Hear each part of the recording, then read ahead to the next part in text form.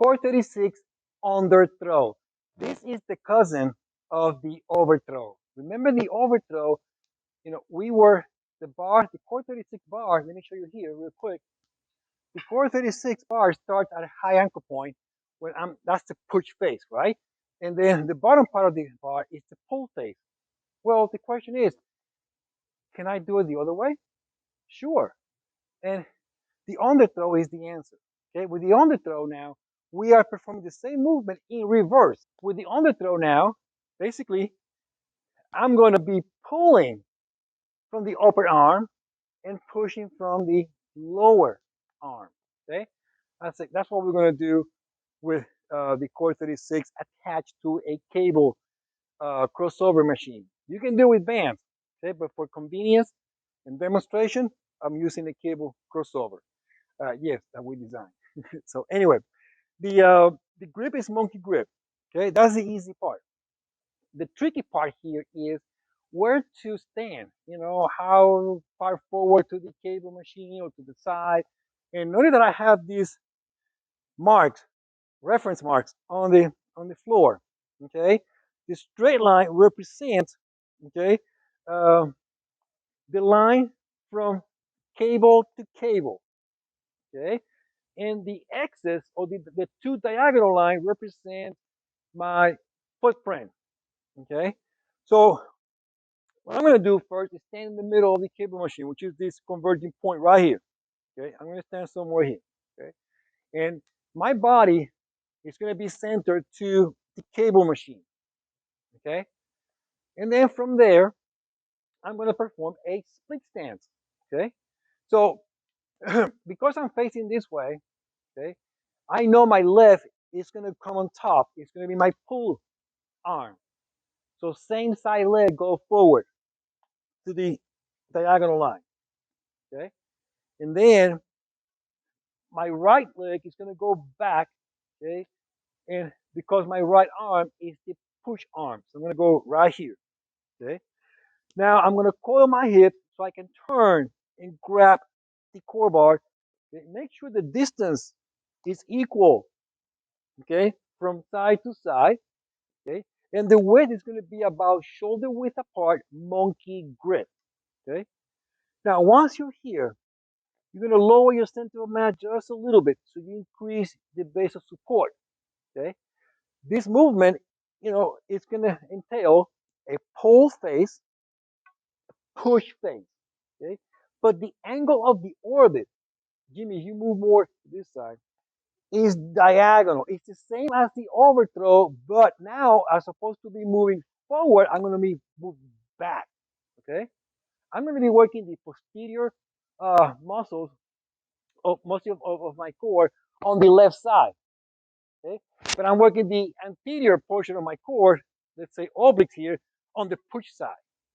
Okay, let me show you. So I'm here.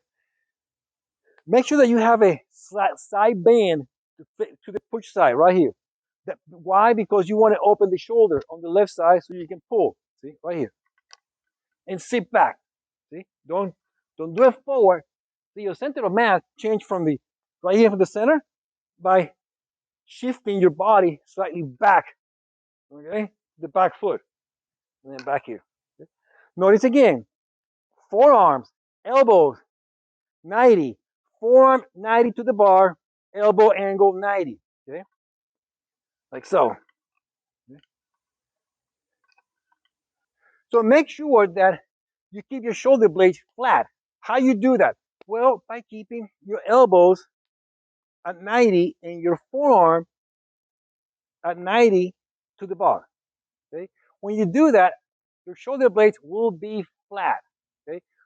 Any deviation from that is not going to be good. And the thing is that, most people, they like to bring the bar close to them, and look what happens. You get in a chicken wing. See? When you are in a chicken wing, you create shoulder hyperextension. Okay? You reduce the angle here, so your shoulder blades, see, they move together. Okay? That is not desirable to do the underthrow. So once you do, I call it the left side, okay, by stepping on this diagonal line, okay. Once you finish performing your reps on the left side, then it's time to do the other side, Okay, a convenient way to do it, okay, and to help you remember how to set it up fast is to go underneath. Okay, there's two ways of doing it, but this is one way. See, underneath, and then step on the other diagonal line. The other alternative, because I know you guys are lazy, you're not gonna do it, but you change the anchor point. You bring down this cable car and you bring this one up. Okay, that's another way of doing it, but that takes too long. Okay, so you step to the other side, of the straight line, and now because I'm gonna pull with my right leg goes forward. Okay, push with my left leg goes back. Okay, coil your hip so your back toes are pointing to your front foot. Okay, and as I said before, see, by just doing this, my my body is really centered, to the cable machine. So I know I am in the right spot. I'm not too far forward or back or to the side, either side. Okay. Now I'm going to coil towards the bar, hold the core 36 evenly, about shoulder width apart, monkey grip. Okay. Now I'm gonna start by bending to the push side, which is my left. Okay. Why? I want to clear my right shoulder. Okay. And then from here, I'm gonna pull, push, following a diagonal line that is about 45 degrees, about this way. Okay. Watch.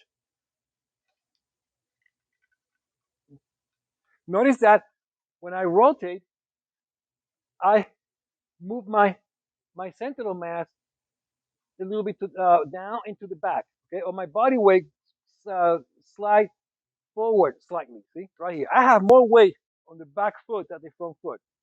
Okay. Notice my front leg is almost straight, especially the knee. I don't like to lock out the knee, but slightly bent right there. Okay. One more time. Well, a few more times. Okay. And here, tension stop when you reach about 90 degrees. Okay. Bar, cable to bar. Beyond that, you don't feel much. Okay. That's why I like to keep it about a 90-degree angle of turn. Okay. Right here. Common mistakes. Um, as usual, is to collapse on the back foot. Okay, as opposed to have back heel up and pivoting, so your front foot is pointing to the back toes pointing to the front foot. Usually, what happens is that, okay, and that needs to be addressed.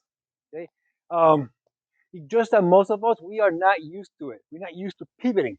Okay, and pivoting, is it's a natural movement that we do. Okay, number two is uh, being uneven with your push pull. You either pull more than push or vice versa. Either we go too much like this and don't, and the push side stays as an anchor point, like right here, okay? Or the reverse is true, like too much push here, okay? Again, it's not entirely wrong, but the idea is to have that symmetry, okay? That coordinated movement where you can control, you know, the pull and the push. So those two forces cancel throughout the movement.